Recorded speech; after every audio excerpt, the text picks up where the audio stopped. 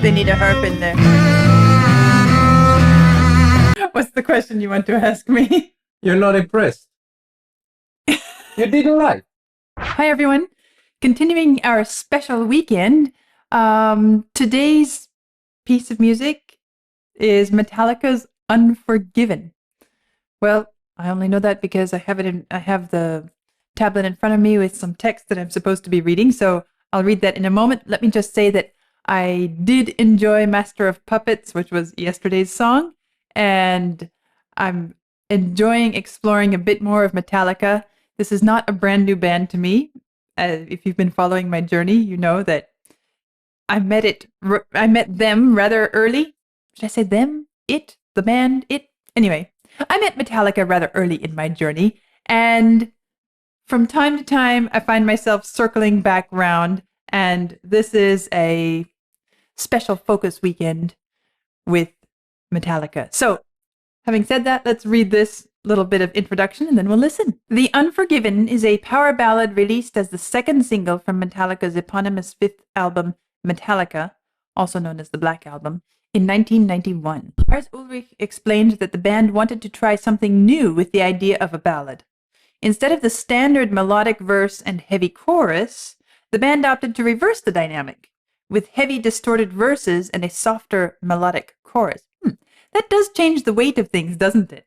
It'll be interesting to hear that. Played with clean electric and acoustic guitars. The opening section contains percussive instruments performed by Ulrich and also a small amount of keyboards. This is going to be interesting, and I'm going to keep my ears open to this idea of how does it impact the music to have that reverse scheme. Let's see how it sounds.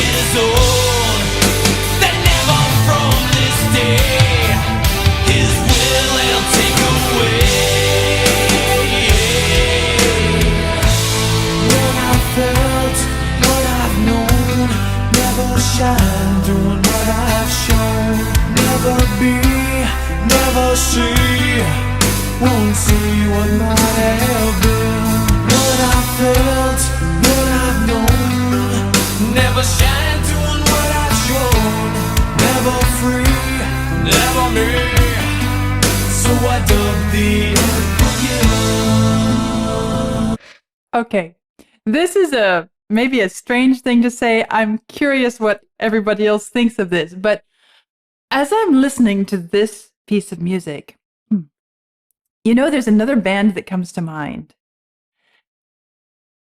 And it's so interesting because Metallica predates this this band that I'm going to say in a minute. But before I say the band's name, let me say what brings that to mind, because it is things, there are things that I'm enjoying about the music. Okay, I enjoy the clarity and the distinctiveness of each instrument. And I'm going to add the voice as an instrument, because I'm noticing in this piece of music, Hetfield's voice, he's adapting it, he's using it in a very instrumental way to my ears. Sometimes it almost matches the guitar. Sometimes it's a bit of a different timbre than the guitar, but he's handling it as if it were, let's say, for the sake of comparison, a guitar, where you can get different tonal qualities and textures. You know, sometimes the roughness is it's a very clean, can I say clean distortion? Does that make sense? And but it's very, it's distinctive. It's incredibly intentional and very noticeable to my ears. The other thing that stands out to me is the power of the drums. There's a fat, bassy sound to the drums, and that stands out to me. I don't know, it's just the overall feel of it, but at the same time, there's a softness, a smoothness, a tenderness, even within all this heavy sound. And that is what made me compare, cross-reference to this other band. It is this intense power, and at the same time, I'm going to call it tenderness. Power and tenderness. It's a beautiful, beautiful mix and balance. And I hear it here. I'm not saying that Metallica sounds like this other band, and I'm not saying that this other band sounds like Metallica, but I can't for the life of me remember the band. The German band, Deutschland. Rammstein. Rammstein. Rammstein. Okay. Rammstein. It's to me, it's they both have this thing about them that I find incredibly beautiful. It's the power and the strength, the same sort of incredible sonic experience that you get from listening to a pipe organ with all the stops pulled out. And at the same time, this incredible gentle tenderness, which is not just placed, well, here, the introduction was talking about how it's a contrast between the verse and the chorus. But I'm going to say that it's not just a bit of this and a bit of that. It's a common thread that runs through the entire piece of music. And isn't it an interesting thing to think about how something so powerful can actually evoke tenderness as well? But I have been thinking about, what is it about some of these really heavy bands that I find attractive and other bands that I find not so attractive to myself? And it is this element. I've talked before how multi-dimensional, multi-layered types of music, textures, spatial elements, breadth of the span of the range from bottom to top, tonal differences, all these sorts of multifaceted complexities. And it doesn't have to actually be complex music, but to have these various layers or variety of elements within the music is one of the things that I find draws me into a piece of music. And this idea of tenderness as well as strength and power is another one of those kind of complexities that comes into this. This is not just angry. This is not just power. This is not just, neither is it just all soft and sweet and gentle. There is this great blend and mix. So, okay, back to the piece, because I just had to get that out there so you can start thinking about it and turning it over in your minds as we're listening. And let me know in the comments how you think Rammstein and Metallica balance out and compare. Never free, never me. So I dug the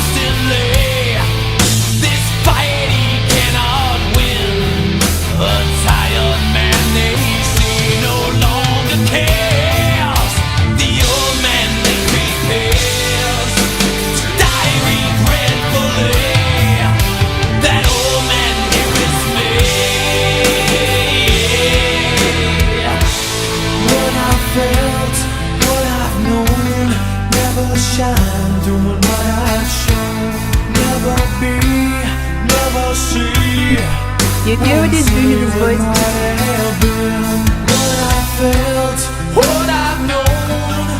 Never shine doing what I've shown. Never free, never me. So I dub the unforgiven.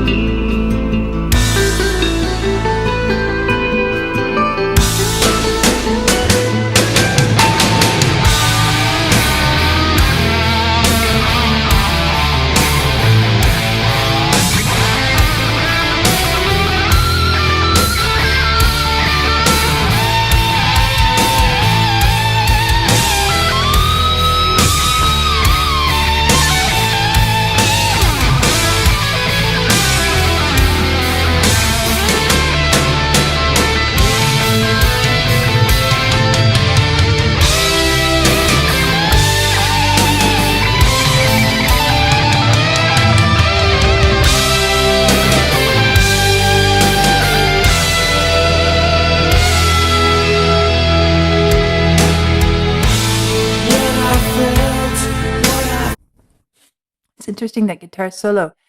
It's soaring so freely above everything, and it's kind of a contrast to the lyrics, isn't it? Where this is about somebody who's been suppressed, repressed, oppressed, and never been free to really be himself. At least he doesn't feel like he's been free to be himself. And what is this line here? Never be, never see, won't see what might have been. What I've felt, what I've known, never shined through in what I've shown. Never shine through in what I've shown. And it's as if this guitar solo is somehow saying, hold on, but it's here. And let's pull the curtains aside and let it shine for a moment. Somehow that guitar solo feels like it's the spirit within this person, this boy, this man, and what still exists, although it's been hidden, kept out of the way, tamped down, but it's just taking a moment to burst out and be what it really could be and could have been. The only tragedy is that it was just a moment, a glimpse, when otherwise, could have been his whole life. What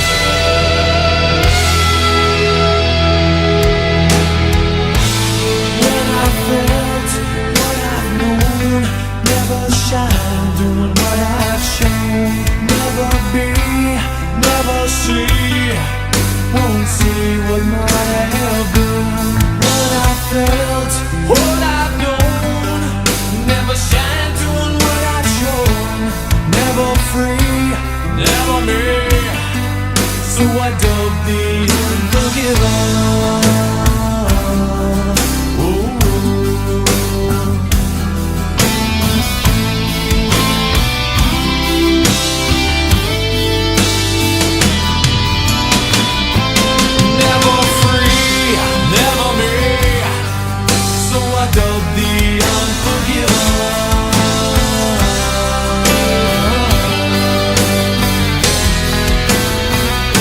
You labeled me, I label you.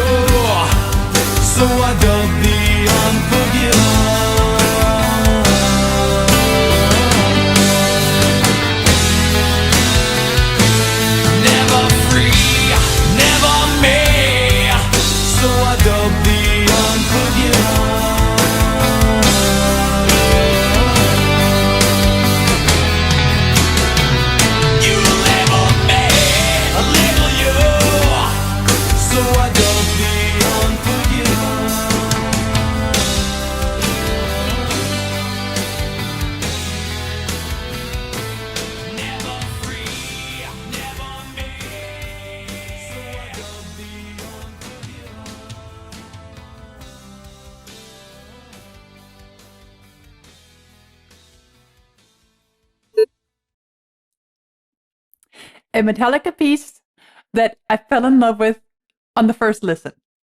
Here we have it. Believe it or not, I've come around from really struggling to get into my first Metallica exposure. Let's see, I guess that was And Justice for All way back when. To now, The Unforgiven, and I find this piece incredibly, deeply beautiful. A couple other comments about it before I finish listening, because I might even go back and we'll see. We might go back and listen to a couple sections again. But one of the things that perhaps makes me able to enjoy its beauty so easily is how incredibly melodic the melody is. It's a beautiful melody. It's simple. It's very song-like ballad. It's a ballad, but it is so. The melody itself is very melodic, and I like melody. And the other thing, coming back to this idea of softness and gentleness about the piece, this whole everything expressed in the lyrics, the story, it's a boy is born, new blood joins this earth, he's quickly subdued and made to conform, and all his individuality is taken away from him, his autonomy, and he becomes just another one of many, and goes through his life, comes to the end of his life. He's fought, he's become bitter, he's tried to make it please everybody and meet all the demands around him. It's a classic story, it's a classic topic. This line, so I dubbed the Unforgiven. It's as if he is too mild, too gentle of a personality to even say, I hate you, I refuse to forgive you. It's more, you've done all of this to me. We need to have a little bit of fair play here. So I dubbed the Unforgiven. I'm going to call you Unforgiven. I dubbed the Unforgiven. It's almost like a knighthood, isn't it? I dubbed the Unforgiven. Touch the sword on either side. Maybe I would even say there's a kingly quality, a royal quality to this music, to the attitude of the singer, because it becomes about the singer. It's almost as if this is Hetfield himself saying, this is how I feel. I'm older now, and I start to realize, I've tried to do everything right. I've tried to please everybody. I've tried to meet all the demands that the world places on me. It has only destroyed me, my person, my individuality, and made it doesn't exactly say it's destroyed it, but has made it impossible for me to be who and what I might have been. And now I'm full of regrets about it. And you labeled me, I'll label you. So I dubbed the Unforgiven. I think I want to go back and listen to the opening again, the introduction, because it grabbed me right away, and I was really pulled into it. So I want to hear that again, and then I don't know where we'll stop, maybe the first verse or something, but let's hear this introduction again. That note, I almost thought it was a cello at first. It has that same sort of warm singing tone, and eventually, after a second or two, I recognized, oh, it's not a cello, but I love this kind of ambiguity at first. What is this? It's that beautiful, rich tenor baritone, cello range.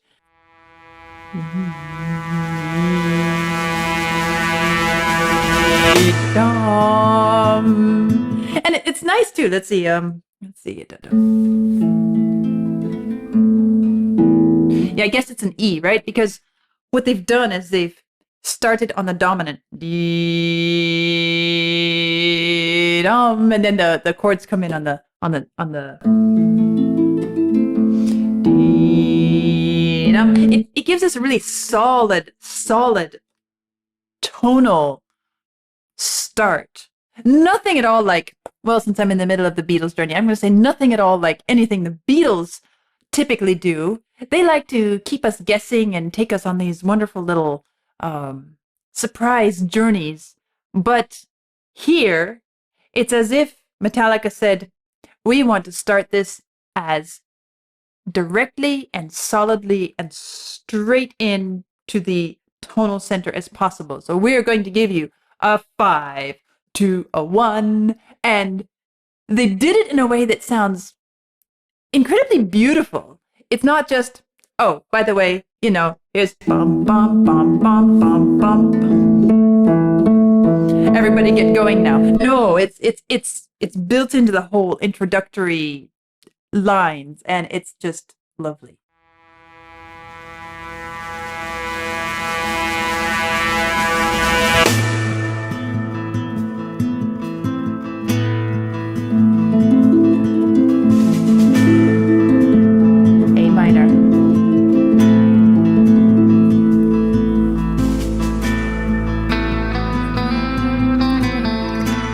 This beautiful melody coming.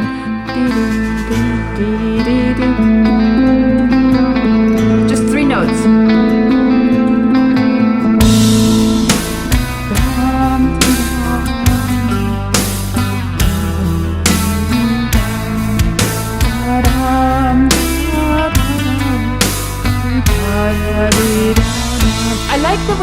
I also like the way it goes between we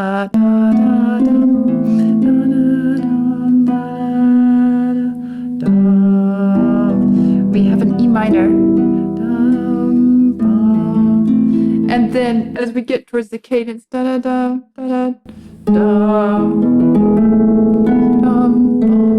end up with a G sharp to make it the dominant major. A minor.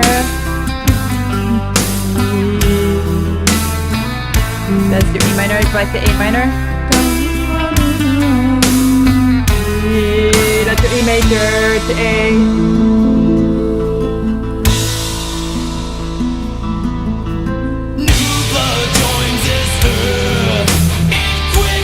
This voice.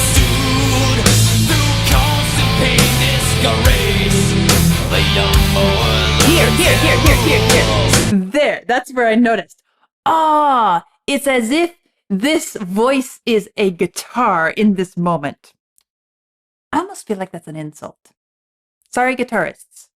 But somehow I have this deep-seated belief, this deep-seated view within myself that the voice is the ultimate instrument. Maybe it comes from my love of singing and love of vocal music, but somehow to me the voice is the ultimate instrument. To say that the voice is the guitar at the moment, I didn't mean that as an insult. Sorry, guitarist, I'm not trying to insult you either, but you know, it's this whole interplay between different strengths of different instruments. And in this moment, well, it's very easy, even though I consider the voice the ultimate instrument. It's also really challenging to get it to modify as much as you can do on a non-vocal instrument, like guitar, like harp, like, say, trumpet, you know, something, anything, because the voice has certain limitations built into it because it is part of the body, and you really can't modify that beyond what you're born with and what you can develop out of what you're born with. A guitar, you can plug in an amp, you can, I don't know, change the strings, all kinds of crazy stuff, right? A voice, not so easily done. But I enjoy what he does there. It gets to, that's where I was saying clean distortion. It's very distorted. It's very clean within that distortion. It's not a ragged, distorted sound. How do I describe it otherwise? I don't even know, but I hope you can understand what I'm saying there.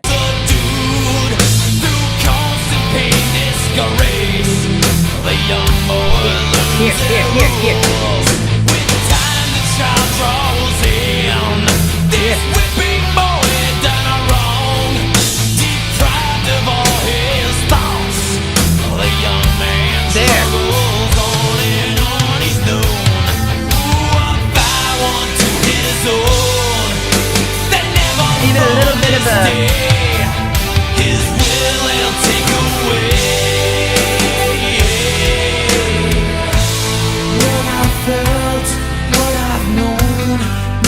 shine doing what I've shown. Never be, never see. Won't see what might have been. What I felt, what I've known. Never shine doing what I've shown. Never free, never me. So I dug the Isn't it beautiful? Isn't it? Maybe that's another thing that draws me into this piece is his voice. I never expected to fall in love with James Hetfield's voice, but somehow in this song it sounds incredible to my ears. Okay, well, this is a nice little chorus, and I'm hearing that guitar in the background, the sort of...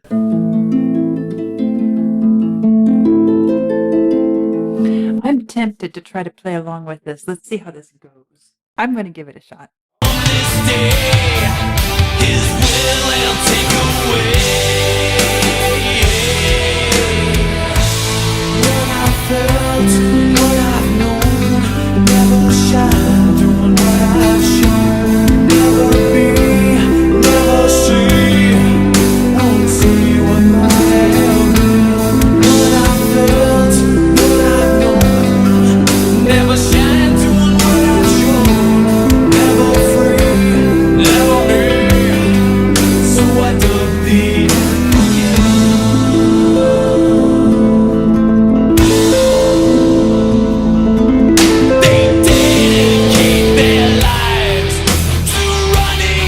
I bet I could learn to play along with the entire piece if I just took a little time, because it actually sits nicely under the fingers on the harp. And I feel like the way they've blended the power instruments with that acoustic guitar, I think the harp would fit right in nicely.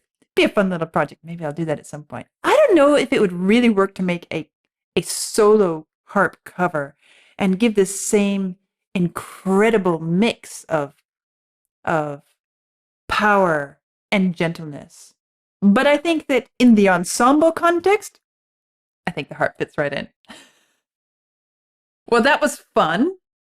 Here I have fallen in love with a Metallica piece. First listen, and even enjoyed playing along with it a bit. It's interesting to me that this is from the 90s, early 90s. And Metallica is a band that spans a long period of time. So I have tasted a bit from early, a bit from the middle. And I guess at one point I listened to something that came out recently, just a year or two ago. It was a single they released, which, to be honest, didn't excite me. But but this one, I enjoy it. Should we say it's the Metallica's middle period, and something about it works really well. I look forward to spending more time with Metallica, getting more familiar with each of their different periods, shall we say. And I'm sure that's coming in the future, so I'll see you soon.